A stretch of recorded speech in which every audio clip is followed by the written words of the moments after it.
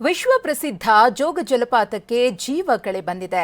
ಮಲೆನಾಡಿನ ಭಾಗದಲ್ಲಿ ಮುಂಗಾರು ಮಳೆ ಚುರುಕುಗೊಂಡಿದ್ದು ಜೋಗ್ ಫಾಲ್ಸ್ನಲ್ಲಿ ನೀರು ಧುಮ್ಮಿಕ್ತಾ ಇದೆ. ವಿಶ್ವ ಪ್ರಸಿದ್ಧ ಜಲಪಾತ ಮತ್ತೆ ಪ್ರವಾಸಿಗರನ್ನ ತನ್ನತ್ತ ಸೆಳಿತಾ ಇದೆ. ಶಿವಮೊಗ್ಗ ಜಿಲ್ಲೆ ಸಾಗರ ತಾಲೂಕಿನಲ್ಲಿರುವಂತಹ ಜೋಗ್ ಫಾಲ್ಸ್ ಯಾವ ರೀತಿಯಾಗಿ ಭಾಸವಾಗ್ತಾ ಇದೆ ಅನ್ನೋದನ್ನ ಗಮನಿಸ್ತಾ ಇದ್ದೀರಿ. ರಾಜ ರಾಣಿ ರೂರಲ್ ರಾಕೆಟ್ ಮೈದುಂಬಿ ಹರಿತಾ ಇದೆ. ಹಾಲ್ನೊರೆಯಂತೆ ಉಕ್ಕಿ ಹರಿತಾ ಇರುವಂತಹ ಜೋಗ್ ಫಾಲ್ಸ್ ಅನ್ನ ಕಣ್ತುಂಬಿಕೊಳ್ಳೋಕೆ ಪ್ರವಾಸಿಗರು ಕೂಡ ಆಗಮಿಸ್ತಾ ಇದ್ದಾರೆ. ಆದರೆ ಮಳೆ ಬರ್ತಾ ಇರೋದ್ರಿಂದ ಮಲೆನಾಡು ಭಾಗದಲ್ಲಿ ಜೋಗ್ ಫಾಲ್ಸ್ಗೆ ಭೇಟಿಯನ್ನ ಕೊಡುವಂತಹ ಪ್ರವಾಸಿಗರು ಬಹಳ ಎಚ್ಚರಿಕೆಯನ್ನ ಕೂಡ ವಹಿಸಬೇಕಿದೆ.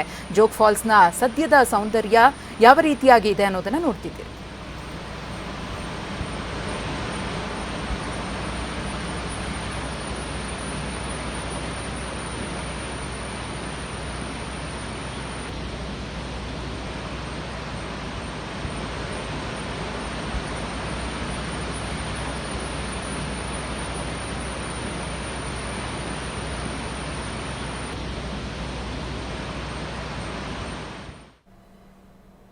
ಕೊಡಗು ಜಿಲ್ಲೆಯಾದ್ಯಂತ ಭಾರೀ ಮಳೆ ಸುರಿತಾ ಇರುವ ಹಿನ್ನೆಲೆಯಲ್ಲಿ ಕಾವೇರಿ ನದಿ ಉಕ್ಕಿ ಹರಿತಾ ಇದೆ.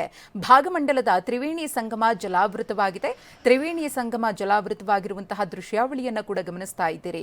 ಇನ್ನು ಪ್ರವಾಹದಲ್ಲಿ ಸ್ನಾನಘಟ್ಟ ಮುಳುಗಡೆಯಾಗಿದೆ. ಪವಿತ್ರ ಸ್ನಾನ ಮಾಡಲಾಗದೆ ಭಕ್ತರು ಪರದಾಡುತ್ತಿದ್ದಾರೆ. ಭಾಗಮಂಡಲ ನಾಪೋಕ್ಲು ರಸ್ತೆ ಮೇಲೆ ಪ್ರವಾಹದಂತಹ ಪರಿಸ್ಥಿತಿ ನಿರ್ಮಾಣವಾಗಿದೆ.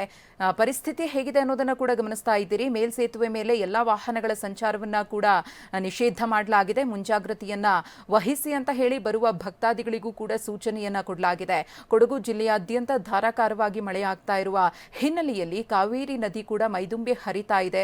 ಉದ್ಯಾನವನ ಇರಬಹುದು, ಸ್ನಾನಘಟ್ಟ ಇರಬಹುದು, ದೇವಾಲಯದ ಸುತ್ತಮುತ್ತಲಿನ ಪ್ರದೇಶ ಇರಬಹುದು, ತಗ್ಗು ಪ್ರದೇಶಗಳಿರಬಹುದು, ಎಲ್ಲವೂ ಕೂಡ ಜಲಾವೃತವಾಗಿವೆ. ಇನ್ನು ಈ ಕುರಿತು ನಮ್ಮ ಪ್ರತಿನಿಧಿ ಗೋಪಾಲ್ ಒಂದು ಪ್ರತ್ಯಕ್ಷ ವರದಿ ಕೊಟ್ಟಿದ್ದಾರೆ, ನೋಡೋಣ. ಕೊಡಗು ಜಿಲ್ಲೆಯಲ್ಲಿ ನಿನ್ನೆಯಿಂದ ಮಳೆ ಅಬ್ಬರ ಜೋರಾಗಿದೆ. ಪರಿಣಾಮವಾಗಿ ಕೊಡಗು ಜಿಲ್ಲೆಯ ಬಹುತೇಕ ನದಿ ತೊರೆಗಳು ಮೈದುಂಬಿ ಹರಿತಾ ಇದೆ. ವಿಶೇಷವಾಗಿ ಈ ಭಾಗಮಂಡಲ, ತಲಕಾವೇರಿ, ನೆಲ್ಜಿ, ಬಲಮವಟಿ, ಅಯ್ಯಂಗಿರಿ ಈ ಘಟ್ಟ ಪ್ರದೇಶದಲ್ಲಿ ಮಳೆ ಜೋರಾಗಿರೋದ್ರಿಂದ ಈ ಭಾಗದ ನದಿ ತೊರೆಗಳು ತುಂಬ ಉಕ್ಕಿ ಹರಿತಾ ಇದೆ. ಇನ್ನು ನಾವೀಗ ಭಾಗಮಂಡಲ ಗ್ರಾಮದಲ್ಲಿದೆ. ಪ್ರತಿ ವರ್ಷ ಇಲ್ಲಿ ಈ ಮಳೆಗಾಲ ಆರಂಭವಾಗ್ತಲೇ ಈ ಗ್ರಾಮದ ಒಂದು ಗ್ರಾಮ ಕೇಂದ್ರ ಏನಿದೆ ಅದು ಜಲಾವೃತ ಆಗೋದನ್ನು ನಾವು ನೋಡ್ಬೋದು. ಇದು ಭಾಗಮಂಡಲದ ಬಗಂಡೇಶ್ವರ, ವಿಶ್ವಪ್ರಸಿದ್ಧ ಬಗಂಡೇಶ್ವರ ದೇವಾಲಯ. ಈ ದೇವಾಲಯದ ಎದುರಿನಲ್ಲೇ ಕನ್ನಿಕೆ, ಕಾವೇರಿ ಮತ್ತು ಸುಜ್ಯೋತಿ ಈ ಮೂರು ನದಿಗಳು ಬಂದು ಸಂಗಮ ಆಗುತ್ತೆ. ಇದನ್ನು ತ್ರಿವೇಣಿ ಸಂಗಮ ಅಂತೀವಿ. ಸದ್ಯಕ್ಕೆ ಈ ಭಾಗಮಂಡಲದ ಎದುರಿನ ಈ ಗದ್ದೆ ಬಯಲುಗಳೆಲ್ಲ ಜಲಾವೃತ ಆಗಿರೋದು ನೋಡ್ಬೋದು. ಇದರ ಮಧ್ಯದಲ್ಲಿ ಅಲ್ಲಿ ನದಿ ಹರಿತಾ ಇದೆ. ಈ ನದಿ ಬಂದು ಈ ಕಡೆ ಇಲ್ಲಿ ಕಾವೇರಿ ನದಿಯನ್ನು ಸೇರುತ್ತೆ. ಈಗ ಸದ್ಯ ನಾವು ಫ್ಲೈಓವರ್ ಮೇಲೆ ಇದ್ದೀವಿ. ಅಂದರೆ ಇದು ಫ್ಲೈಓವರ್ ಈ ವರ್ಷ ಸಂಚಾರಕ್ಕೆ ಮುಕ್ತ ಆಗಿದೆ. ಇದಕ್ಕಿಂತ ಮೊದಲು ಈ ಫ್ಲೈಓವರ್ ಇಲ್ಲದೇ ಇದ್ದಾಗ ಈ ಗ್ರಾಮದಲ್ಲಿ ಬಹಳ ಸಮಸ್ಯೆ ಆಗ್ತಾ ಇತ್ತು. ಇಡೀ ಗ್ರಾಮ ಬ್ಲಾಕ್ ಆಗ್ತಿತ್ತು. ಅಂದರೆ ಈ ಗ್ರಾಮದಿಂದ ನಾಪೋಕ್ಲು, ಮಡಿಕೇರಿ, ತಲಕಾವೇರಿ, ವಿರಾಜಪೇಟೆ ಎಲ್ಲಿಗೆ ಹೋಗಬೇಕು ಆದರೂ ಸಾಧ್ಯ ಆಗ್ತಾ ಇರಲಿಲ್ಲ. ಆದರೆ ಇವಾಗ ಫ್ಲೈಓವರ್ ಆಗಿರೋದ್ರಿಂದ ಈ ಪ್ರವಾಹ ಬಂದರೂ ಕೂಡ ವಾಹನ ಸವಾರರಿಗೆ ಯಾವುದೇ ಒಂದು ಸಮಸ್ಯೆ ಇಲ್ಲ. ಇನ್ನು ಈ ಕಡೆ ಈ ತ್ರಿವೇಣಿ ಸಂಗಮ ಏನು ಭಕ್ತರು ಬಂದು ಇಲ್ಲಿ ಪುಣ್ಯ ಸ್ನಾನ ಮಾಡ್ತಾರೆ, ಆ ತ್ರಿವೇಣಿ ಸಂಗಮ ಸಂಪೂರ್ಣ ಜಲಾವೃತ ಆಗಿರೋದನ್ನು ನೋಡ್ಬೋದು. ಇಲ್ಲಿ ಒಂದಷ್ಟು ಜನ ಭಕ್ತರು ಇಲ್ಲಿ ಪುಣ್ಯ ಸ್ನಾನ ಮಾಡ್ತಾ ಇದ್ದಾರೆ. ಆದರೆ ವಾಸ್ತವವಾಗಿ ಇದು ಪುಣ್ಯ ಸ್ನಾನ ಮಾಡುವಂಥ ಜಾಗ ಅಲ್ಲ.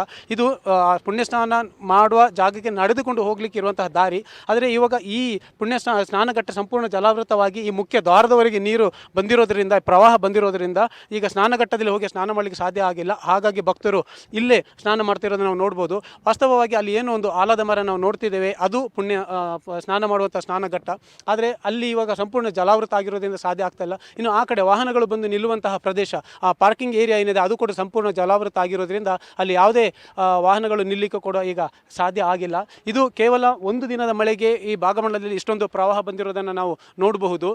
ಇನ್ನೂ 2-3 ತಿಂಗಳು ಮಳೆ ಇರೋದ್ರಿಂದ ಈ ಮಳೆ ಬರುವಂತಹ ಎಲ್ಲ ಸಂದರ್ಭಗಳು ಕೂಡ ಭಾಗಮಂಡಲದ ಸ್ಥಿತಿ ಇದೇ ಆಗಿರುತ್ತೆ. ಇಲ್ಲಿ ಫ್ಲೈಓವರ್ ಇರೋದ್ರಿಂದ ವಾಹನ ಸವಾರರಿಗೆ ಅಥವಾ ಜನರು ಓಡಾಟಕ್ಕೆ ಏನು ಸಮಸ್ಯೆ ಇಲ್ಲ.